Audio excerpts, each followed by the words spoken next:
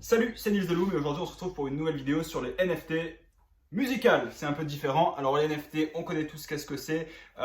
C'est probablement des images, des petits mimes, des petites vidéos. Ça peut être tout en soi, hein. Ça peut être une petite vidéo, une petite musique, une photo, un court extrait. Vous allez sur OpenSea, donc le market pour acheter des NFT. Vous allez voir, il y en a de toutes les sortes. Donc déjà, le NFT, c'est le token non fungible token. C'est basé sur la blockchain. C'est le fait de donner de la rareté à des outils, non pas des outils, de donner de la rareté à des choses numériques, comme on a encore dit, des images, des photos, tout ce genre de choses.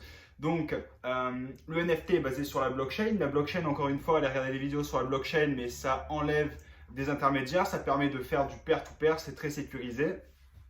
Principalement, les NFT aujourd'hui, c'est soit des NFT utilitaires, donc qui donnent une utilité, soit dans un jeu, soit ça peut être dans une compagnie même aujourd'hui, ou certaines choses comme ça. C'est aussi des NFT artistiques, mais principalement dans l'art, comme des tableaux, des images numériques, des choses comme ça.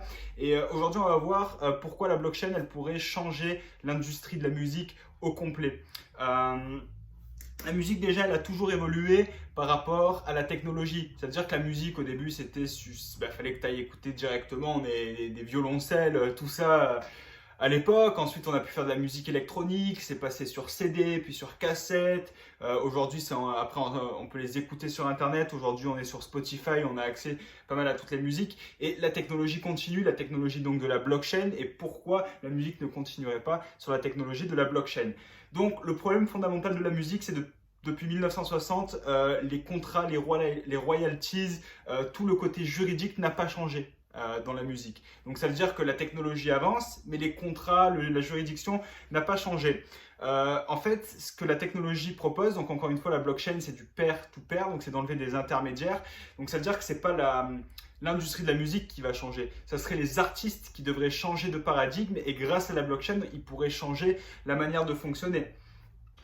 Donc en gros, ce qu'il faudrait faire, ça serait de faire une refonte complète du système légal dans la musique. Alors, les NFT, ils serviraient à quoi dans les artistes? Ils serviraient à plusieurs choses. Aujourd'hui, déjà, ce qu'il faut savoir, c'est qu'un artiste qui signe avec un label, il va payer 30, 40, 50% des marges ne seront pas pour lui, même jusqu'à 92% pour la plupart des artistes. Il y a aussi des difficultés de traçabilité, ça veut dire que pour savoir combien il y a eu d'écoutes, tout ça, il faut des logiciels PowerPoint et faire des suivis manuels. Donc, qu'est-ce que ça changerait de blockchainiser l'industrie de la musique? De un, ça servirait à financer des artistes. Donc les artistes pourraient s'autofinancer. Si on veut encourager un artiste, on pourrait simplement lui acheter des NFT pour qu'il puisse continuer à vivre de sa musique. Parce que quand on est artiste à temps plein et qu'on n'a pas de travail, il faut quand même qu'on paye son loyer, sa bouffe, ses sorties, etc. Donc la première, ça serait simplement de le financer. La deuxième, ça serait la traçabilité. Aujourd'hui, un artiste, parfois il y a des musiques qui passent sur des radios et l'artiste n'est même pas au courant. Il pourrait toucher des droits là-dessus et il touche absolument rien. Il faut soit qu'il a été mis au courant, soit il y a des trackers, tout ça. Mais en gros, la traçabilité est pas parfaite dans le monde de la musique. Et ensuite, à quoi ça servirait? Ça servirait d'éviter les 92%. Parce que aujourd'hui, pour avoir la musique, comme on a dit, ils passent par des intermédiaires. Il y a des gens qui payent pour leur marketing, il y a des gens qui payent pour leurs heures en studio, il y a tout plein de choses comme ça. Et ça va jusqu'à 92%, et même la majorité sont à 92% de frais. Ça pourrait enlever ces frais parce qu'on n'aurait plus besoin de ces studios, tout ça. On pourrait passer de l'artiste directement à sa communauté. Aujourd'hui, il y a Booba, Steve Aoki qui ont fait un peu des musiques artistiques. Et donc ça a déjà commencé, c'est les gros, mais à l'avenir, ça pourrait être les petits artistes ou même tous les artistes. Un marketplace ou une blockchainisation, ça pourrait en fait permettre à l'artiste de poser ses propres règles. Si tu achètes un NFT d'un artiste qui te plaît, qu'est-ce que tu as? Est-ce que tu as des musiques exclusives, encore une fois un peu comme Booba? Est-ce que tu as les droits d'auteur sur la musique? Ça veut dire si tu as le token de cet artiste et que tu fais des vidéos YouTube, tu as le droit légalement d'utiliser la musique ou dans des films.